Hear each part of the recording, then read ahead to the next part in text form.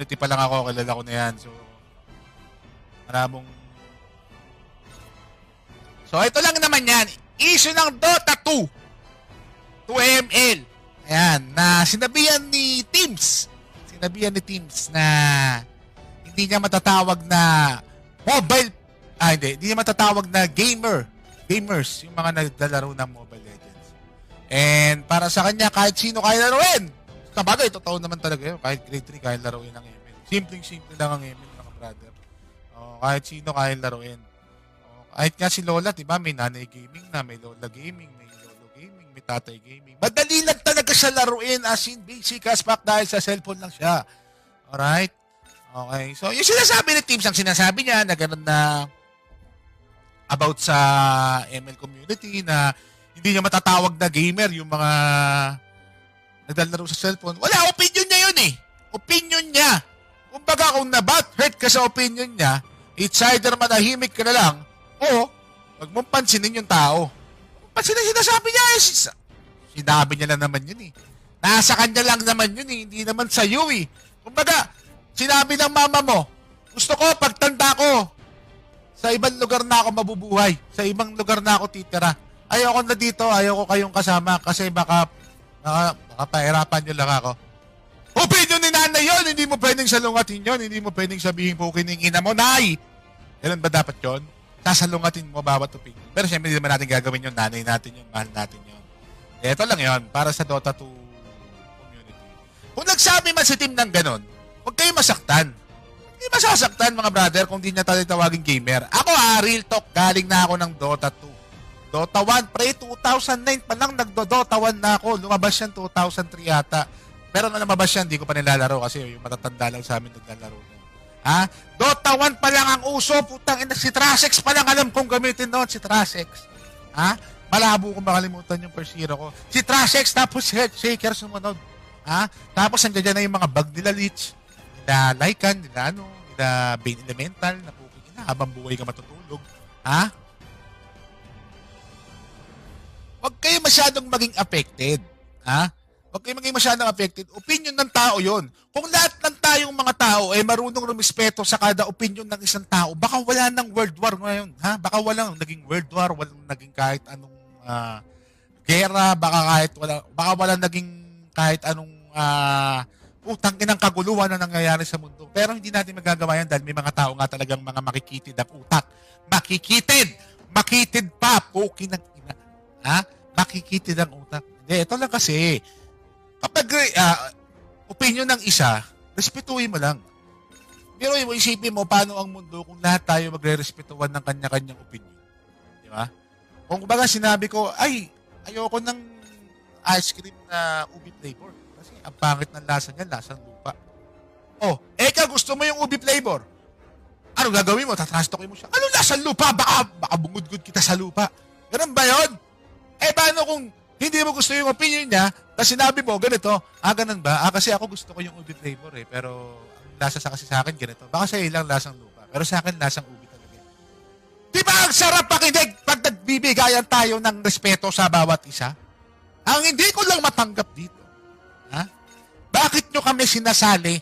Bakit nyo gustong gumawa kaming mga 1v1 trust talker? Actually, ako lang naman ata ito eh. Ako lang naman nagpasikat ng 1v1 trust talk dito sa Pinas. Sino pa ba? Wala naman atang iba. Putang ina, ako lang naman ata. Baga,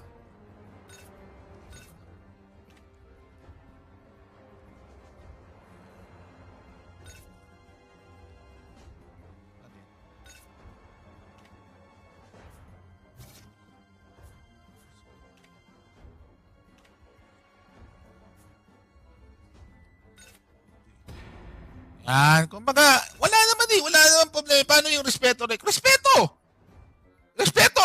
Putang ina, pag di mo alam yung salitang respeto, hindi mo rin alam gawin, wala tayong magagawa dyan. Nagtataka lang ako kasi, napanood ko kanina yung vlog. Kanina yung video call na Dogi tsaka si...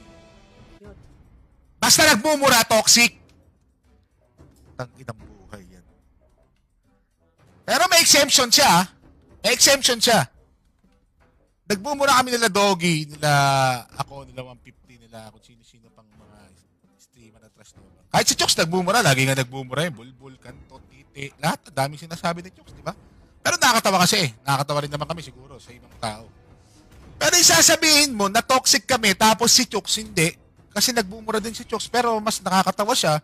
Mas marami siyang following sa amin. Mas marami siyang fans sa amin. Putang ina natin yun. Doon palang hipokrito ka na eh. Oo eh. Diba? Bad trip yun, pre. Kapag kami, hindi mo gusto, toxic kasi trash talker. Kapag gusto mo yung isang tao, kahit trash talker, hindi toxic para sa'yo. Ay puta, exemption, pre. Ano to? Ano yun? Favoritism, tol? Favoritism ba tawag doon? Aba, egos yun.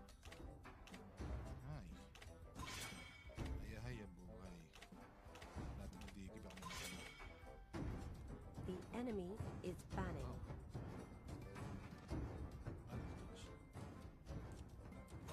Diba? Your team is picking. Pag si Chooks nagmura, okay lang. Kapag kami ni Doggy, toxic kami. Ganun ba yun? Ay, putang ina, bakit pala nun? Huwag na kami magmura, ganun. Kasi, wala eh. Toxic kami, pero si Chooks pag nagmumura, wala lang. Kasi nga, may voice changer. Nakakatawa eh, kahit magmura eh. Eh kami na naman, nakakatawa kami magmura. Tingnan mo. Putang ina mo. Oh, di ba, natawa ka? Oh, huwag ganun. Huwag mo kaming gagawing tanga at gagawing bobo na mababaw ang utak para sabihin, oh, ngayon na makikita, ngayon na natin mararamdaman yung katas ng 1v1 ML Trust Token bigayan Epic Skin agad. Eh kung nagbibigay din kami ng Epic Skin sa stream namin, ano pakialam mo?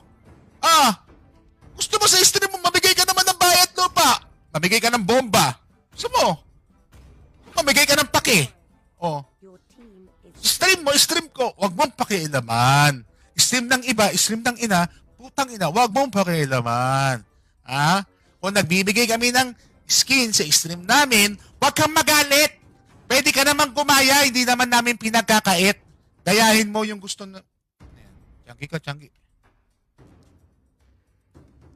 Naka-stream ako. Pwede ka naman gumaya eh. Huwag ka na lang maiinggit. Kasi pag kami nagmumura, toxic, ganon. Pag ibang tao, hindi. Kasi gusto mo eh. Pag gusto mo yung tao, kahit anong gawing masama, hindi toxic. Kasi nga gusto mo eh. Pag hindi mo gusto, kahit wala pang ginagawa, toxic na. Kasi nga hindi mo gusto eh. Poke na ganun. Hindi, joke lang. Ayun nga, di ba nakakatanga lang kasi. Nasasabihin mo ngayon natin mararamdaman yung katas ng 1v1 ML, streamers, influencer. Bakit? Tanungin lang kita nung nagsalita ba ng opinion si Tim, sasaktan kami para sabihin magsalita kami? Ano yun? Pinangunahan mo na yung damdamin ko? Na putang ina, yari kayo, gago. Nagsalita si Tim, nireal talk kayo. O, wala ka pala eh. Wala ka pala eh. Pero mo ako, susulsulan mo ako. Ano yun? Susulsulan. Putang inang buhay talaga to. Oo. Ay, sarap ng hiro nila, bro. Ano to?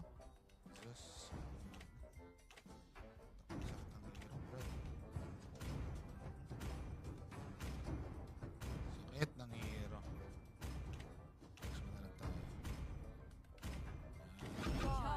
Biruin mo, papangunahan mo yung ibang damdamin ng iba. Nangina ba ano yun?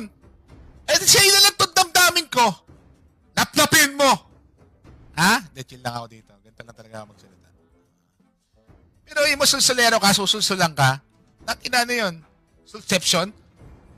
Ang akin lang. Madaming damage dyan.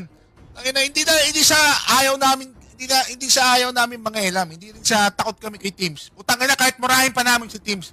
Ang problema kasi wala naman kami nakikita problema sa opinion niya. Opinion niya yun eh. Paano pag sinabi ko rin, puta, di ko naman nakikita mga gamers yung Dota 2 players eh. Di magalit din kayo, ganun. Oo, kasi respetuhan nga lang eh. Pero hindi lahat ng opinion tama at kinukonsinte. Minsan may mga opinion pinupundi at may binabali. May mali sa sinabi niya, may mali.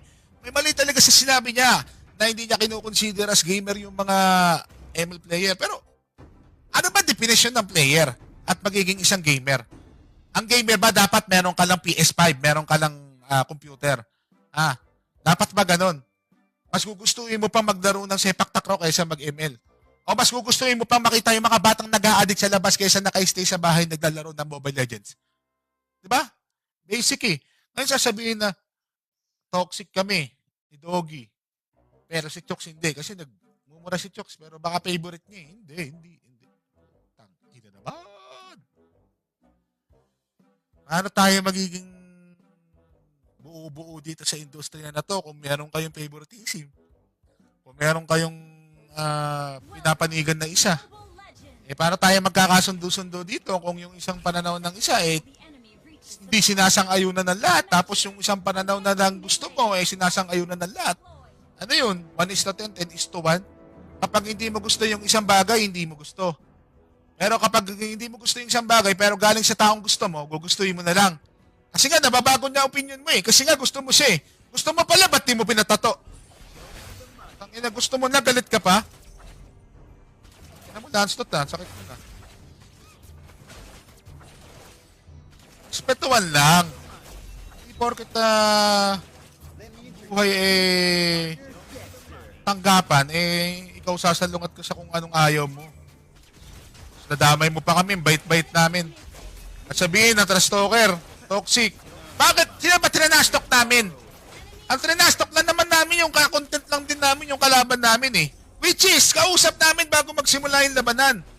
Nag-usap muna na, pre, trash talk on to, okay lang ba sa'yo? Bawal manood dito matatanda't mga bata, pre, okay lang din ba sa'yo?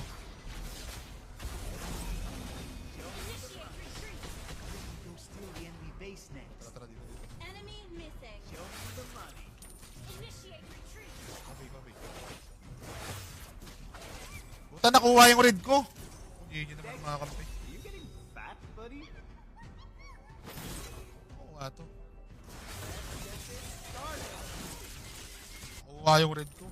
Tinan nyo, nakuha yung red ko. Putayo ako dyan, pero putangin na pa rin. Nakuha yung red natin.